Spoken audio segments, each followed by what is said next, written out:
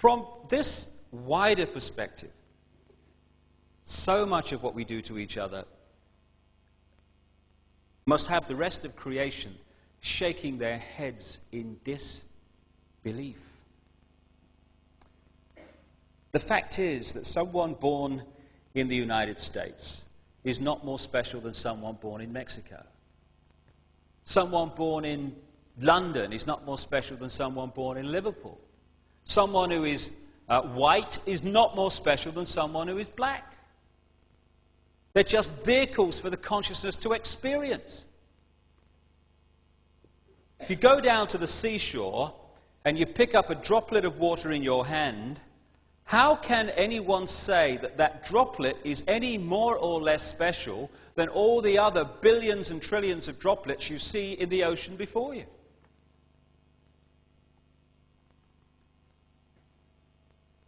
So when I began to understand all this and appreciate this other explanation to dogmatic religion and this world is all there is science, I started to ask a few questions of this situation.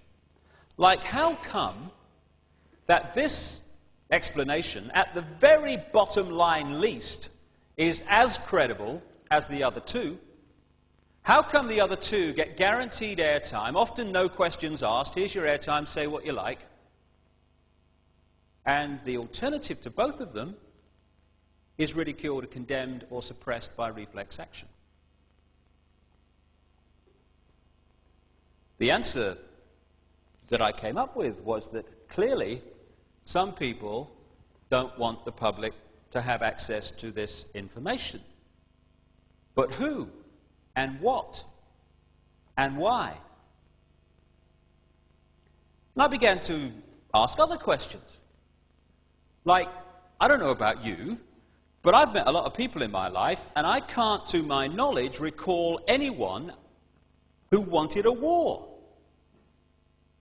who had any interest in wars, who felt that wars were anything but horrific and to be avoided. So I thought, how come the world's been awash with wars throughout this century? Who's behind them? Or what? Or why? Then I kind of looked at this economic system that controls the world. An economic system that is so sane that the more successful it is in its own terms, the quicker it destroys the planet. It's the perfect environmental and human assassin. It insists every year that we take more from the earth even quicker, turn it into even more things, sell even more things, consume even more things, throw away even more things, to worship the real God of the modern world, economic growth. It insists that every year 20% of the people of the world consume 80% of the resources, while leaving the other 80% to get by on the other 20%. Crazy. Of course it is.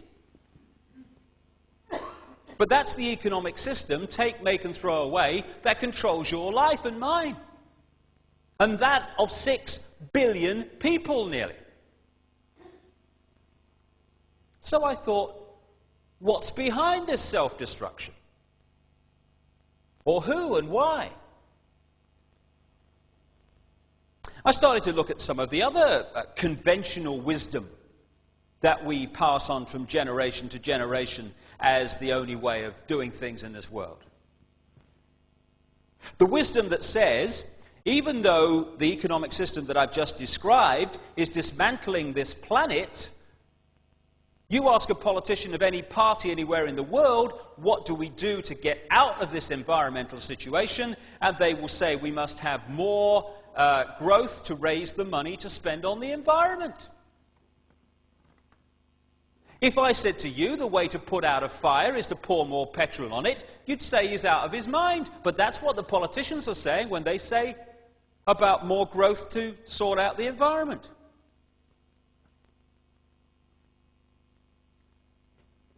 It's conventional wisdom that it's fine to treat animals as mere commodities, to be made as fat as possible, as quick as possible, on as little food as possible. To condemn every year billions of animals to a lifetime of pain, fear, and suffering in the name of economics. You're sane if you judge your success in healthcare not by how many people are healthy, but by how many diseased people you manage to treat. We're treating more patients than ever before. Why? Why are so many people ill? It's conventional wisdom that rising house prices are a sign of economic success when thousands are homeless because they can't afford them. You're sane, finally, if you think it's fine to support a system that is so successful that every year it turns out more suicide, alcoholism, drug-taking, homelessness, pain, stress, fear and suffering in all its forms. We'd be in real trouble if this system wasn't working, wouldn't we? That is sanity, apparently. But it's the ultimate insanity. So who's behind it? Or what and why? I began to realize, too, that against the background of this utter self-destruction, on this same planet is stunning wisdom.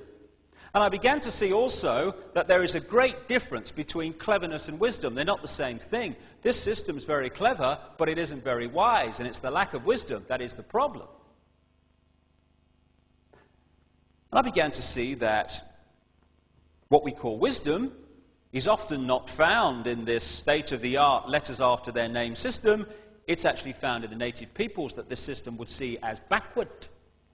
Piece of Native American wisdom, what have become known as American Indians.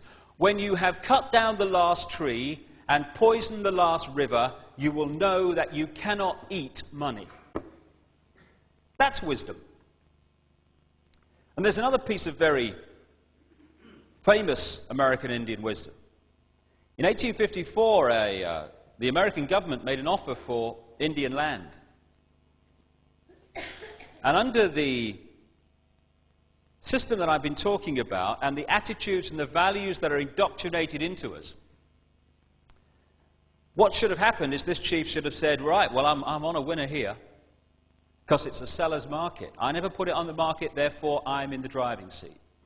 So what I'll do is duck and weave, and I'll crack on. I don't want to sell, get them to push up the price, and at the moment that I think they're going to pull out, I'll put out my hand and say, you've convinced me.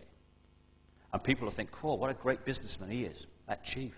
Fantastic. Be something in the city, he will. But there's another value system on this planet also. A value system that said this in terms of this chief. How can you buy or sell the sky? We do not own the freshness of the air or the sparkle on the water. How then can you buy them from us? Every part of the earth is sacred to my people, holy in their memory and experience. We know the white man does not understand our ways. He's a stranger who comes in the night and takes from the land whatever he needs. The earth is not his friend, but his enemy. And when he's conquered it, he moves on. He kidnaps the earth from his children. His appetite will devour the earth and leave behind a desert. If the beasts were gone, we would die from a great loneliness of the spirit, for whatever befalls the earth befalls the children of the earth.